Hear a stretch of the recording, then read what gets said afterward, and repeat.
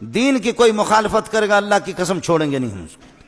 آپ کو اس پر تو جوش آیا، آپ کو اس پر کیوں جوش نہیں آیا؟ مولانا طارق جمیل ہمارے سر کے تاج تھے، اب شاید نہیں رہے۔ لگی زلیخا نے تہمت لگائی، اور پھر جب وہ عورتوں میں بھی بات پھیل گئی کہ مجرم تو یوسف نہیں، مجرم تو زلیخا ہے، تو تھوڑی بدنامی ہونے لگی۔ تو انہوں نے یوسف علیہ السلام کو گدھے پہ بٹھا کے منہ کالا کر کے پورے شہر میں چکر لگوایا اور پیچھے اعلان کروایا، ھذا جزاء من اراد بسیدہ سوء، جو اپنے آقا سے برائی کرے اس کی یہ جزا ہے۔ یہ بازار میں نبی ابن نبی ابن نبی ابن نبی گدھے پر پھرایا جا رہا، پھر جیل۔ یاد رکھو ہمارے سر، میں نے جتنا اس کو سپورٹ کیا ہے، وہ ایک خطیب ہے، وہ ایک خطیب ہے، وہ کوئی مستند عالم نہیں ہے، وہ خطیب ہے صرف۔ اور غیر مقلدین نے، دوسرے لوگوں نے، آج پتہ کرو اس سے، اس کی جتنی مخالفت کی، یہ چھپا رہا، اور فرق باطلہ کو اس کی طرف سے خدا کی قسم میں نے جواب دیا، میں نے جواب دیا۔ تبلیغی جماعت مولانا طارق جمیل کی نہیں ہے، مولانا خورشید کی بھی نہیں ہے، نظر الرحمان کی بھی نہیں ہے، یہ علماء دیوبند کی جماعت ہے۔ غیر میں آپ سے عرض کر رہا تھا، مولانا سے ہمارا اختلاف رہا ہے، مولانا ہمارے قیمتی ساتھی تھا، لیکن تھوڑا سا اعلان کر دے کہ جیسے یوسف علیہ السلام کے بارے میں نے پھر بھی ہاتھ ہلکا رکھا۔ مولانا کے خلاف کتابیں لکھی گئیں، القول الجلیل فی کفر طارق جمیل، سن لیں، القول الجلیل، میں نے اس پہ دستخط نہیں کیا، میں نے خود مولانا کو کہا توبہ کر لے، شاید اللہ توبہ کی توفیق۔ مذاق ہمارے بہت اچھے دوست ہیں، کلمۃ الہادی الی سواء السبیل کتابیں لکھی گئی مولانا کے خلاف۔ آپ کو معلوم ہوگا، آپ میں سے مسلمانوں میں سے کسی نے یہ کیوں نہیں کہا جب انہوں نے پوری امت مسلمہ کے خلاف کہا، یوسف علیہ السلام کا منہ کالا کر کے گدھے پر بٹھایا گیا تھا۔ خدا کی قسم سوائے یہودیوں کی روایت کے اس کا نام ہی نہیں ہے۔ آج معافی کیوں نہیں مانگتا؟ آج معافی مانگے، میں پوری دنیا کے سامنے اس کے پاؤں پہ جا کر کے پڑوں گا۔ ورنہ بریلوی سے پتہ کر لے، جماعت اسلامی سے پتہ کرے، اہل حدیث سے پتہ کرے، دیوبندیوں سے پتہ کرے، تبلیغی اکابرین سے معلوم کر لے، کس مسلمان نے لکھا؟ یہودیوں کی ایک روایت تھی، میں نے حضرت کو یہاں بھی لکھ کر کے دیا، یہاں اس میں کئی دفعہ اس کو سمجھایا کہ اللہ کے لیے کچی باتیں نہ کرو، قرآن بھی دیکھا کرو اور حدیث دیکھا کرو۔ اس کی کوشش یہ ہوتی ہے کہ کچی باتیں بیان کرنا۔ مولانا ہمارے سر کے تاج تھے، انسان سے غلطی ہو جاتی ہے، معافی مانگے یوسف علیہ السلام سے، معافی مانگے، اور نہیں تو پھر آپ مجھ سے گلہ نہ کر لیں، میں اپنے رب کو راضی کر سکتا ہوں، آپ کو ناراض کر سکتا ہوں۔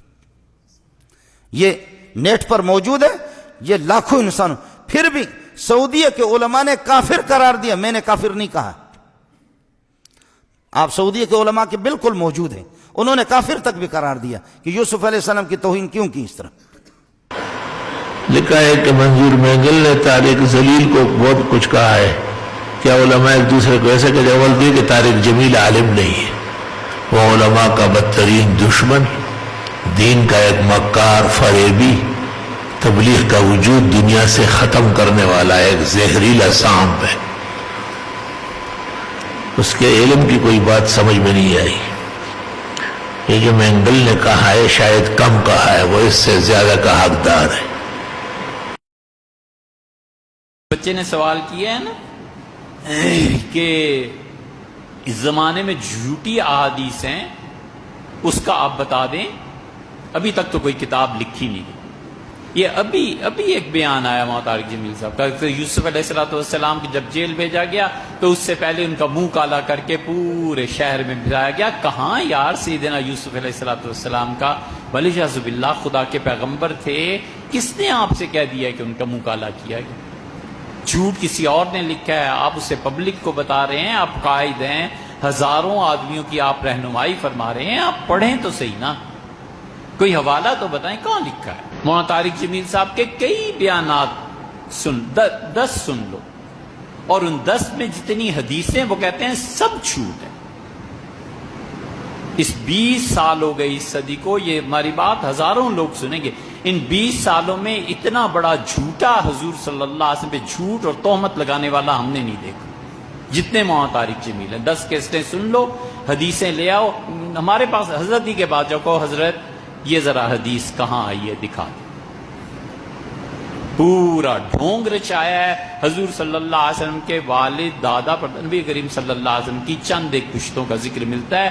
طارق جمیل صاحب پورا بیان کرتے ہیں کہ فلاں سے آدم علیہ السلام تک پہنچاتے ہیں۔ اے حضرت آدم علیہ السلام تک کہاں پہنچاتے ہیں؟ آپ اسے ثابت بھی کریں۔ 40 باپ آپ گنتے ہیں، دادا پر دادا 40 پشتیں، 40 پشتوں میں حضرت عبداللہ سمیت رسول اللہ صلی اللہ علیہ وسلم کے والد سمیت ہر ایک کی عمر اگر 1,00,000 سال بھی مان لی جائے تو دنیا 40 لاکھ سال سے زیادہ پرانی۔ آپ ان آثار قدیمہ کو کیا کریں گے؟ آپ سائنس کی تحقیق کو کیا کریں گے؟ جب یہ جھوٹ ہے تو کیوں آپ لوگوں کے منہ آتے ہیں؟ اگلے جو منکر اور دہری ہیں وہ کہیں گے حضرت دنیا بنے کروڑوں سال ہو گئے، کس آدم کی بات آپ کر؟ کتنے جھوٹ گنوائیں؟ حضرت رسالت پناہ صلی اللہ علیہ وسلم کا نسب یہ ہے، یہ سب جھوٹ ہے۔ اللہ کہتا ہے تو یہ کر تو میں یہ کر، تو یہ کر کے تو دیکھ میں یہ کروں گا، تو کر کے تو دیکھ یا میں کروں گا۔ یہ 8-10 جھوٹ گھڑے ہوئے، بڑا پاپولر ہوا، لوگوں نے بینرز اس کے چھاپ دیے۔ ایک صاحب ہمارے بھی دوست تھے، ہم اس میں لکھ دیا مسند احمد میں آیا، میں نے کہا مسند احمد یہ پڑھیے ذرا نکال دیں یہ کہاں ہے۔ چپ۔ اس کا نقصان یہ ہوتا ہے پھر جب ہم جیسے لوگوں کے پاس یہ چیزیں آتی ہیں اور عقل مند سائنس یہ وہ جدید پڑے ہوئے بچے آتے ہیں کہتے ہیں جی یہ ثابت کریں، ہم کہتے ہیں یار یہ جھوٹ ہے، لوگوں کا دین پہ اعتبار اٹھتا ہے۔ طارق جمیل کی اس زمانے میں تقریر سننا گناہ سے خالی نہیں ہے، کیونکہ اس کی تقریر جادہ حق سے ہٹی ہوئی ہے، اہل سنت والجماعت کے خلاف رفض اور بے دینوں کی باتیں کر رہا ہے، اس لیے اس سے پرہیز مناسب ہے۔ کہتے ہیں کہ ایک مولوی صاحب تقریر فرما رہے تھے، انہوں نے کہا کہ حضرت یوسف علیہ السلام کو جیل میں ڈالنے سے پہلے نعوذ باللہ ان کا منہ کالا کیا گیا، گدے پہ بٹھایا گیا، شہر کے چکر لگوائے گئے، نعوذ باللہ ثم نعوذ باللہ لا حول ولا قوت الا باللہ العلی انا للہ و انا، اللہ پاک اپنے انبیاء کو اتنا ذلیل اور رسوا نہیں کرتے۔ انا لننصر رسلنا والذین آمنوا فی الحیات الدنیا ویوم یقوم الاشہاد، اللہ فرماتے ہیں ہم اپنے رسولوں کی مدد کرتے ہیں۔ یوسف علیہ السلام کا جیل جانا جو ہے یاد رکھو یہ کوئی بطور سزا تو تھا ہی نہیں، تمہیں کیوں گدھا پہ بھی بیٹھنا پڑ گیا؟ اس مولوی کو کسی نے بٹھایا ہوگا گدھا پہ، اس نے اپنا غصہ یوسف علیہ السلام پہ نکال دیا۔ یہ جو تبدیلی کرتا ہے احکام میں نا اور ایک نیا دین بنانے کی کوشش کرتا ہے، جبکہ اس کا کوئی علمی مقام یا استعداد صفر کے درجے میں، خود کہتے ہیں کہ ہمارا تو تبلیغی مطالعہ ہے، سطحی علم میں اور عوام میں کہتے ہیں شیعہ کافر نہیں ہے، سطحی علم میں کہتے ہیں کہ صحابہ کرام کو کافر کہنے سے کچھ بھی نہیں ہوتا۔ یہ دیکھیں ذرا، یہ سطحی ہے۔ آج کل ایک دینی حلقوں میں بڑی عجیب سی بحث چل رہی ہے کہ وہ بھی مولانا طارق جمیل صاحب کے حوالے سے، کہ شاید انہوں نے مولانا طارق جمیل صاحب نے یہ فرمایا ہے کہ صحابہ کرام کے اوپر جو ہے وہ یعنی ان کی گستاخی کرنے سے کوئی جو ہے وہ کافر نہیں ہوتا، گو کہ طارق جمیل صاحب خود بڑے معتبر عالم دین ہیں، بڑی عزت ہے ان کی معاشرے میں اور علماء کرام کے درمیان بھی بڑی عزت سے دیکھے جاتے ہیں، تو آپ کا علم اور آپ کی کیا اس کے بارے میں رائے، ذرا اس میں ہماری رہنمائی فرمائیں، جزاک اللہ خیر۔ جیسے آپ فرما رہے ہیں کہ وہ فرما رہے ہیں کہ اگر صحابہ اکرام رضوان اللہ علیہ مجمعین کو کافر کہنے سے کوئی کافر نہیں ہوتا، تو یہ بات انہوں نے جو کہی ہے تو اب انہوں نے کس موج میں یہ بات کہی ہے؟ میں تو یہ کہتا ہوں کہ صحابہ اکرام کی شان تو بڑی اونچی ہے، ابو بکر تو صدیق ہے، عمر تو فاروق ہے، عثمان تو غنی ہے، علی تو مرتضیٰ ہے، ان کو اتنا اونچا مقام حاصل ہے، وہ تو بہت دور کی بات۔ ایک عام مسلمان کو بھی اگر کوئی کافر کہہ دے، اس کافر کہنے پہ وہ آدمی کافر ہو جاتا ہے۔ صحابہ کی شان تو بہت اونچی ہے، مجھے اور آپ کو کوئی کافر کہہ دے تو اس پر وہ کافر ہو جاتا ہے۔ بھائی یہ تو نبی کا فرمان، نبی نے اصول بیان کر دیا ہے، سیاستہ کی حدیث ہے اگر کسی مسلمان کو کسی نے کافر کہا تو وہ کلمہ کفر اس شخص کی طرف جاتا ہے، اس کے دل کو جھانکتا ہے، چکر لگاتا ہے، اس کے دل میں اگر کفر نہیں ایمان ہے تو وہ واپس لوٹ کر اس کہنے والے کے قلب میں جا کے بیٹھ جاتا ہے اور کہنے والا کافر ہو جاتا ہے۔ تو نبی نے قیامت تک کے لیے اصول بیان کر دیا کہ ابو بکر عمر تو اونچی شان ہے، مجھے اور آپ کو کافر کہنے والا کافر ہو جاتا ہے۔ یہ تو اتنی خطرناک بات ہے۔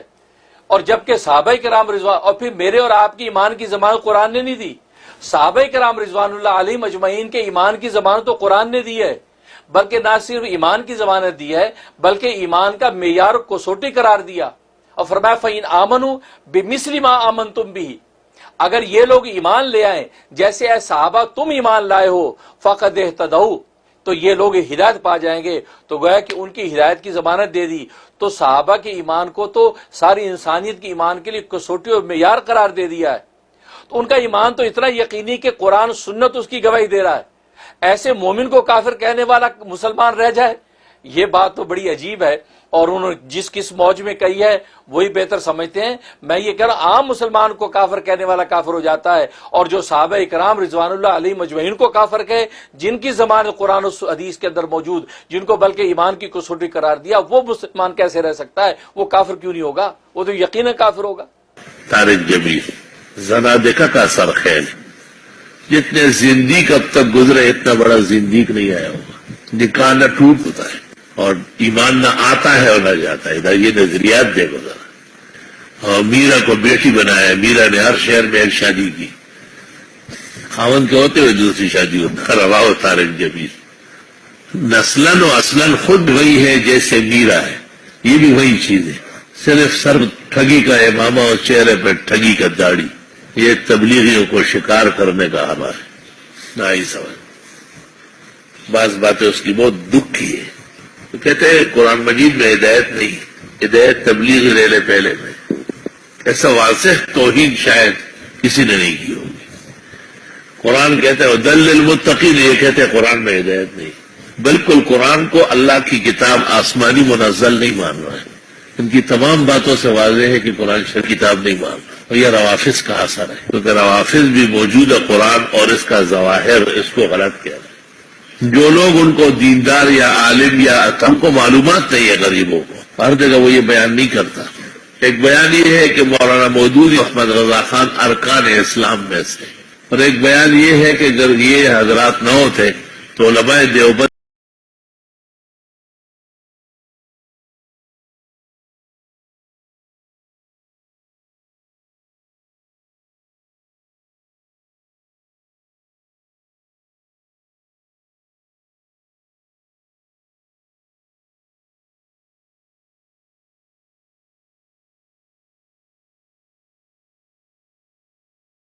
جن لوگوں نے صحابہ سے اختلاف کیا ہے وہ اعلیٰ درجے کے ایمان والے، اصل وارث دین کے روافظ ہیں، جنہوں نے تکلیف اور مصیبتیں گزاری لیکن اہل بیت کو نہیں چھوڑا۔ یہ گلگت میں تقریر کی اور تمام باتوں کی تصدیق کی، کسی ایک بات کا بھی نہیں کہتے یہ کہا ہے میں نے۔ علماء دین شر سے پہلے واقف نہیں ہوتے، جب اس کی جڑیں لگ جاتی ہے، شاخیں نکل آتی ہے، پورا جھنڈ بن جاتا ہے، پھر کیا ہوتا ہے؟ پھر تو آپ کا مقابلہ کرتا ہے۔ اس سے پتہ چلتا ہے کہ اس کی تقریر میں جو لوگ جمع ہوتے ہیں اور بڑا رش بنتا ہے، یہ بھی ایک سازش کا حصہ ہے، یہ بھی اس کے ساتھ معاونت کرنے والوں کے کوئی حربہ ہے۔ نہ وہ خوش آواز ہے، نہ خوش الحان ہے، نہ اس کے علم میں دقت ہے، نہ صحت ہے، تمام اسرائیلیات خرافات بیان کرتا ہے۔ تو یہ کمزوریوں میں تو سب میں ہو سکتی ہے، لیکن ایک سازش کے تحت قرآن و سنت کے خلاف ایک مہم چل رہی ہے۔ وہ میڈیا اور ٹیلی ویژن وہ کم ہے، یہ بہت زیادہ ہے۔ آپ دیکھیں 2-3 سال میں ایک دفعہ اس کو ممبر کے ایوانٹ میں بٹھا لیتے ہیں کہ یہ بٹھاتے کیوں؟ وہ تو توبہ کی ہے۔ کب توبہ کی؟ توبہ ہو ہی نہیں سکتی اس کی۔ اس نے خود کہا ہے یہ تو میرا مشن ہے، جن مسائل کو علماء بیان نہیں کرتے میں بیان کرتا ہوں۔ سب سے پہلے ایک قاری صاحب ہے وہاں سرگودا میں، وہ تشریف لاتے ہیں کبھی کبھی، اس نے مجھے کیسٹ سنایا۔ تو جب میں نے یہ باتیں سنی بڑی حیرت کی میں نے کہ وہ کہتے ہیں قرآن شریف میں یا سیرت النبی میں یا مغازی کے اندر ہدایت نہیں ہے، ہدایت کے دین سے نکل کر بنی اسرائیل میں جانا پڑے گا۔ تو میں بڑا حیران ہوا۔ محمد انور شاہ کو میں نے بلایا، اس کو سنایا تو اس نے کہا کہ چونکہ وہ دین کا بہت بڑا داعی ہے نا تو بے دین لوگ ان کو نہیں چلنے دے رہے. اور اس نے فون آن کیا، معلوم ہوتا ہے کہ محمد انور شاہ کا ان سے رابطہ تھا، تو اس نے فون اٹھایا کہ ابو سے بات کریں. میں نے پوچھ لیا تو اس نے کہا یہی بات میں نے کہی، یہ میری تقریر ہے. یہ میں نے انور شاہ کو کہا اب جواب دو. اسی طرح وہ مودودی اور احمد رضا کو جو ارکان اسلام کا ہے وہ بھی کہا بس ایک طریقہ ہے، کیا کرو مجبور ہو جاتا. یہ طریقہ ہے، جب آپ کہیں گے تو کہیں گے بس ختم ہو گیا، آپ نے غلط. بالکل ختم نہیں، وہ اس پر پورا ڈٹا ہوا ہے. اس کے بعد امریکہ نے ایک جگہ یہ بیان کیا تو گلگت میں سالانہ اجتماع کے اخیر میں شیعہ ملنے آئے تو ان کو دیکھ کے لوگوں کو کہا آپ یہ نہ سمجھے کہ یہ کون ہے، یہ اس دین کے اصل وارث آ گئے. لیکن پوری تقریر کو جو ہے نا شکار، وہ صرف شکار کے لیے، اصل جملہ اس کا یہ ہے کہ یہ اس دین کے اصل وارث لوگ یہ آ گئے.